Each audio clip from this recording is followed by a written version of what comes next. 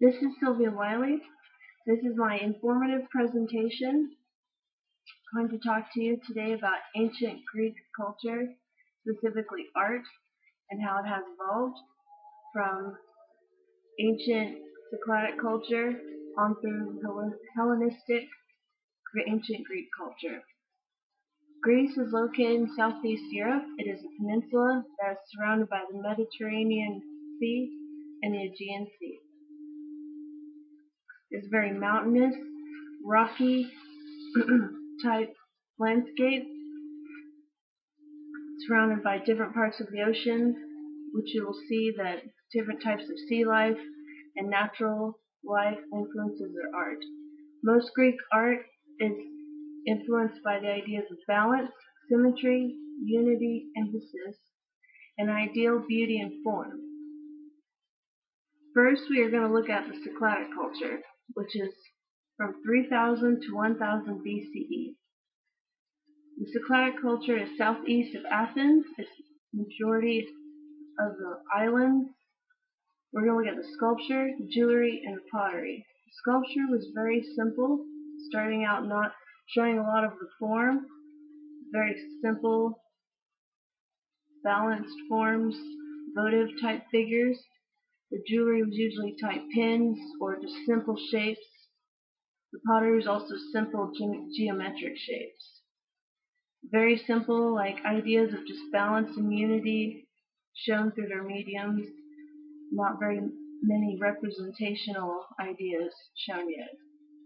Next, we're going to look at the Minoan culture, which is 3000 to 1550 BCE on the island of Crete. This culture was a little bit more advanced with their art. They were more focused on nature, more whimsical, playful kind of concepts. They weren't very warlike, more of a peaceful culture. At first, we look at the snake goddess, the minotaur, and the double axe, which is some of the most famous sculptures. Here we see more freestanding sculptures showing more facial figures, showing more representational skills. There's frescoes of royalty, of maidens, and showing the prince, the Minoan prince of the time, and his throne. You go to the next part of it, shows natural and wildlife scenes of dolphins. These are frescoes, which the paint is actually painted into the wall, which the paint actually comes part of the wall. There's very organic, flowing, natural forms and bright, vivid colors. Well, next we'll look at boxing and antelope frescoes and bull jumping frescoes. This shows the type of athletic sports, usually incorporating animals, also in some of their ideas. Some of the jewelry, if you look at that, is very organic, simple flowing forms showing many natural animal-like features. Also, there's very many forms showing music and shapes with dancers. They have very geometric pottery, which is going back to their natural whimsical type forms. Next, we'll look at the Mycenaean culture. This culture advanced over the Minoan culture from mainland Greece. First, we'll look at their architecture is the mainland gate, which is a lion's gate, which is open outside Mycenae.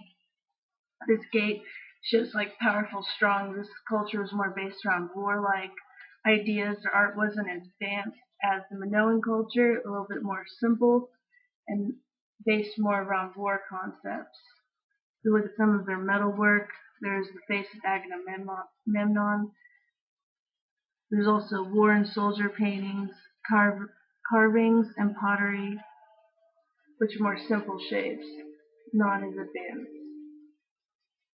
Next, we'll go to ancient Greece. We start with the proto-geometric, which are just simple geometric lines, simple concepts, and then the geometric period, we go more advanced in their sculpture and pottery.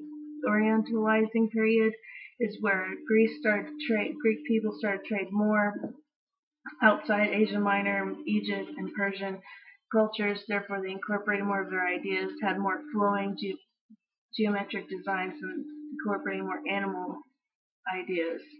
The archaic time, there's more simple forms still being used, but the idea of sculpture started to come more around. Freestanding flowing sculptures, more of an Egyptian look, the way that the sculptures are so flowing and not connected. Next, more of a blocky stance. Black and red figure pottery was starting to become more popular and showing more narrative scenes, less landscape type scenes in the pottery at this time period. Early classical period, more advanced forms. Contrapposto is more introduced, more of a stance. The sculptures are starting to show more lifelike and less blocky-like stance. The pottery and the jewelry are starting to become more advanced and showing more figures. Next, we have high classical organic form and clothing, where you can see parts of the clothing, you can see parts more naturalistic, people are starting to come more to life, more high relief, and more advanced pottery in this time period. Late classical, more of the sculpture and the painting ideas are more dramatic, full figure, more space animation. In Hellenistic period, you have the same concepts of the drama and the full figure and the sculpture, which they seem to focus more of their high advanced art and sculpture and less starting to focus less in pottery and things of that nature, more in like complicated mosaic tiles and complicated jewelry. But in these figures of everyday life in the Hellenistic period, less heroic, more realistic forms, other cultures, they're becoming more interested in other cultures and showing more details. Overall, we've looked through a variety of medium of ancient Greek culture, how it went from really simple forms to more advanced forms showing natural and realistic things.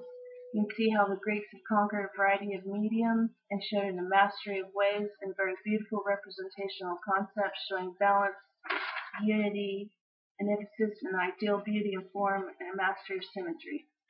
Thank you for your time, and thank you for learning about the Greek culture and its art.